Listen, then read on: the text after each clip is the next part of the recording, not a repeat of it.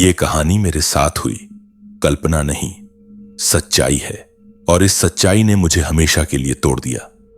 साल 2018 की बात है। अक्टूबर का महीना, दिवाली से कुछ हफ्ते पहले। जगह थी उत्तराखंड के एक छोटे से पहाड़ी शहर का वीरान इलाका। मेरी नई नौकरी के सिलसिले में मुझे यहां आना पड़ा था। कंपनी ने जल्दबाजी में मेरे रहने का इंतजाम एक पुराने लकड़ी पत्थर के मकान में किया था, जो पूरे इलाके से अलग थलग एक पुराने देवदार के जंगल के किनारे बना हुआ था। मेरा नाम आर्यन है।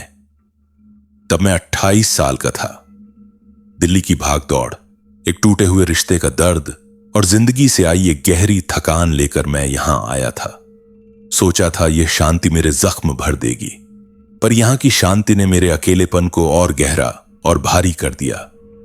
दिन भर ऑफिस के काम के बाद शामें और रातें उस खाली सुनसान मकान में अकेले काटती थीं। खिड़की से सिर्फ अंधेरा जंगल और एक बंद पड़ी पगडंडी दिखती थी। हवा में देवदार की सुगंध थी, पर उसके नीचे दबी एक बांसी नमी भरी गंध भी थी, जैसे किसी बंद कमरे की। पहली मुलाकात एक रात हुई। 12 बजे के आसपास का वक्त रहा होगा। मैं बरामदे में खड़ा चाय की चुस्की ले रहा था और अंधेरे को निहार रहा था। तभी मेरी नजर सड़क की तरफ गई। वहां एक पुराने स्ट्रीट लाइट के धुंधले से प्रकाश में एक महिला खड़ी थी। उसने सफेद रंग की साड़ी पहन रखी थी, जो हवा में लहरा रही थी, मानो उसके शरीर से कोई हलचल न हो। चेहरा साफ नहीं दिख रहा था, पर उसकी आकृति, उसके खड़े होने का ढंग एक अजीब सी सुंदरता और रहस्य लिए हुए था। मेरा दिल जोर से धड़क उठा। मैंने सोचा, शायद आसपास के किसी घर की कोई औरत है, रास्ता भटक गई है। मैं डर गया था, इसलिए अंदर चला गया और सारी खिड़कियों के पर्दे खींच दिए। अगली रात भी लगभग उसी वक्त जब मैंने पर्दा हटाकर झांका, वह वहीं खड़ी थी। इस बार वह थोड़ी और करीब थी, सीधे मेरे घर के लोहे के गेट के पास। उसने धीरे से अपना हाथ हिलाया, कोई इशारा, निमंत्रण जैसा या चेतावनी जैसा, समझ नहीं आया। मैं और भी डर गया, पर डर के साथ एक अजीब सा खिंचाव भी महसूस हुआ। उस रात मैं ठीक से सो नहीं पाया। मेरे सपनों में एक सफेद साड़ी लहरा रही थी। तीसरी रात मैंने तय किया कि हिम्मत करके बाहर जाऊंगा। डर था, पर उस खिंचाव ने मुझे बांध रखा था। मैं बरामदे में बाहर निकला। ठंडी हवा ने मेरे रोंगटे खड़े कर दिए, और वह वहीं थी, अब सिर्फ 10 कदम की दूरी पर। उसकी सारी सुंदरता मेरे सामने थी। बहुत ही गोरी त्वचा, चांदी की तरह चमकती, काले घने लहराते बाल जो कमर तक आ रहे थे, और उसकी आंखें, वे शहद के रंग जैसी थीं, पर उनमें एक अजीब सी गहराई थी, जैसे कोई पुराना कुआं। उसके चेहरे पर एक हल्की सी मुस्कान थी, पर उस मुस्कान में खुशी नहीं, एक गहरा दर्द झलक रहा था, जैसे सदियों का दर्द उसके होंठों पर जम गया हो। उसने पहले बोलना शुरू किया।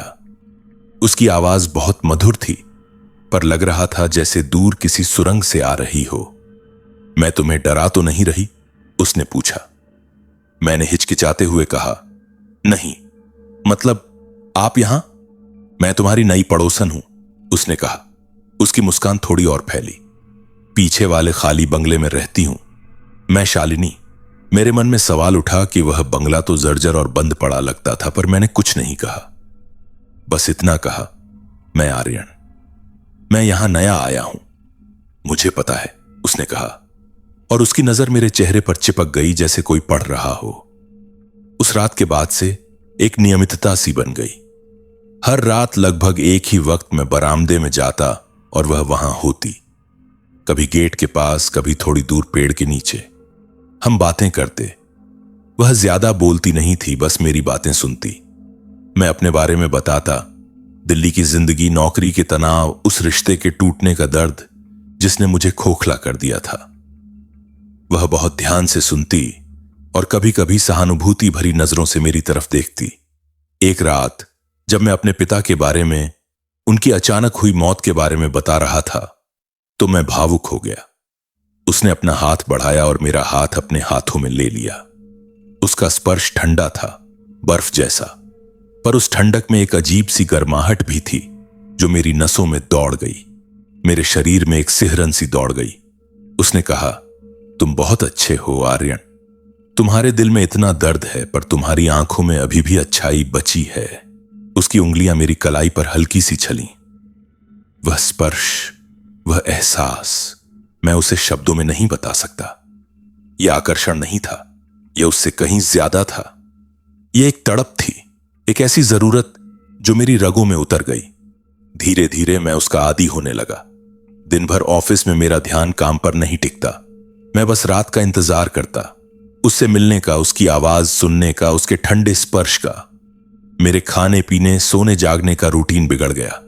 मैं दिन में सुस्त रहने लगा और रात को एक अजीब सी ऊर्जा से भर जाता। मेरे सपने हमेशा उसी के इर्द गिर्द घूमते। कभी वह मुझसे दूर भागती, कभी मुझे पुकारती। मैं जानता था कि कुछ गलत है। मेरा तर्क मुझे चेताता रहता कि कोई सामान्य औरत रोजाना इतनी रात में अकेले नहीं घूमती। वह कभी दिन में क्यों नहीं दिखती? हमारी मुलाकातों में इतनी रहस्यमयता क्यों है? पर मेरा दिल, मेरी भावनाएं, मेरा वह टूटापन, वह सब मुझे उसी की ओर खींचता रहता। मैं उस आकर्षण से बाहर निकलना ही नहीं चाहता था। वह मेरे अकेलेपन की दवा बन गई थी। पर फिर वे अजीब बातें शुरू हुईं। वे नियम जिन्हें मैं पहले नजरअंदाज कर रहा था, वे साफ साफ दिखने लगे। वह कभी भी दिन के उजाले में नहीं आती थी। हमारी मुलाकात हमेशा गहरी रात में होती, अक्सर आधी रात के बाद। एक बार मैंने उसे घर के अंदर चाय पीने के लिए आमंत्रित किया तो वह एकदम सख्त हो गई।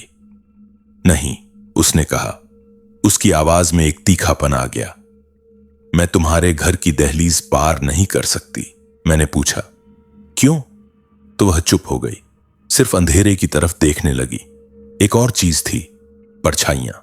एक चांदनी रात जब वह बरामदे के पास खड़ी थी, मैंने गौर किया कि उसके पैरों के नीचे कोई परछाई नहीं थी।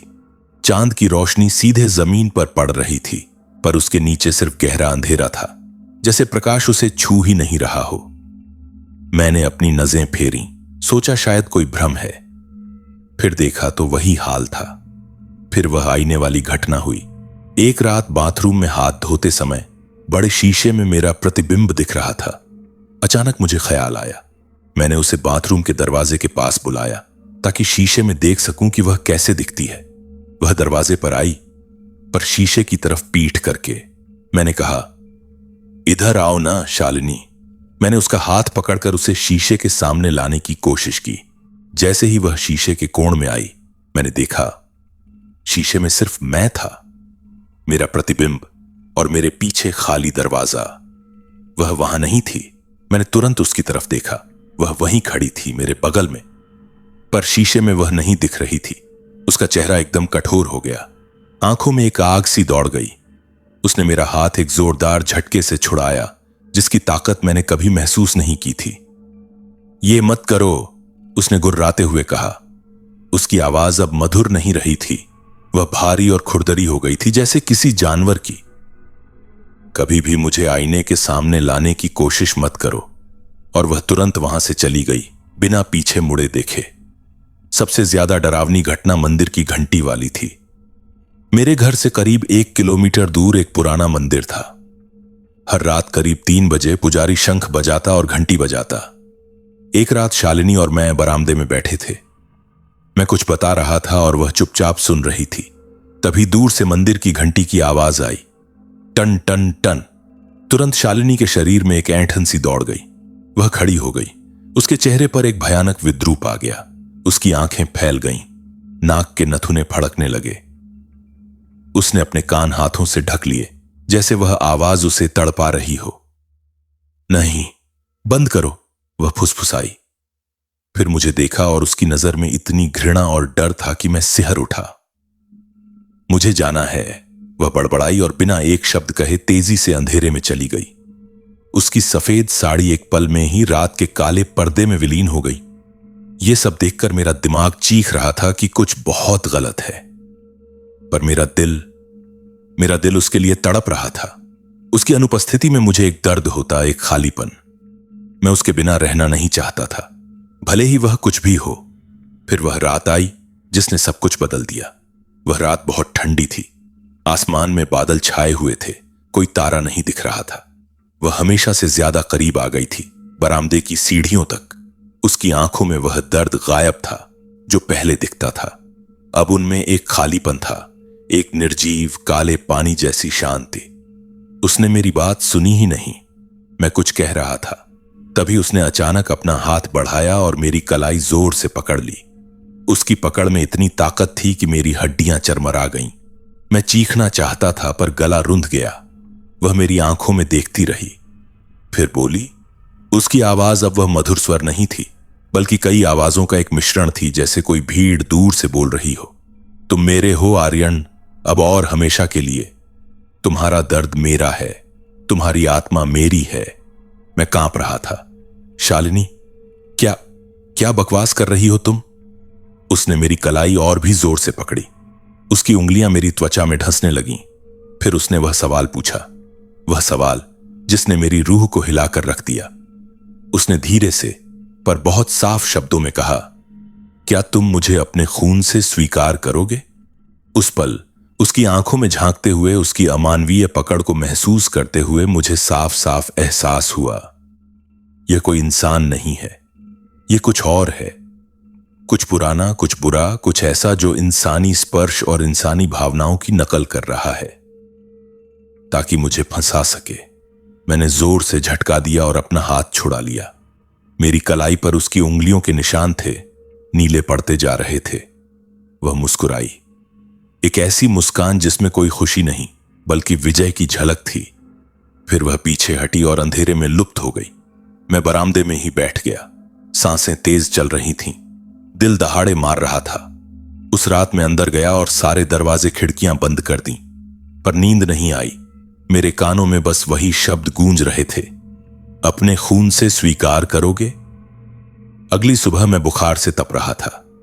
शरीर टूट रहा था, जैसे किसी ने मेरी सारी ऊर्जा चूस ली हो।